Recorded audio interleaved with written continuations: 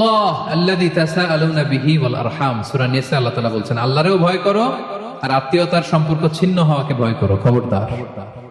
ফুফু বোন, বোনের সম্পর্ক এটা দূরের কথা, অনেকে মা বাবার সাথে এই সম্পর্ক রাখে না। এরকম কপাল পোড়াও আছে না নাই? দেখবেন যে এদিকে দাগ দাগ ফালাই দিছে নামাজ পড়তে পড়তে, মায়ের খোঁজ রাখে নাই।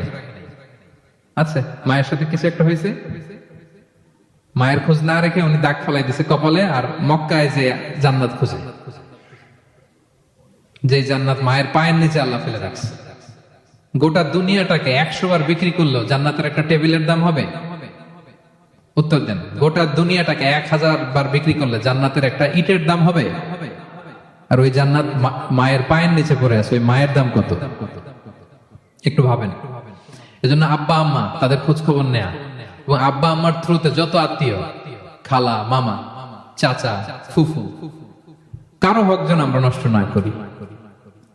সম্মানিত ভাই এবং বোনেরা, কারো হক যদি নষ্ট করেন, আপনার এই যে কালো দাগ ফেলছেন, যে কোনো কাজে আসবে না।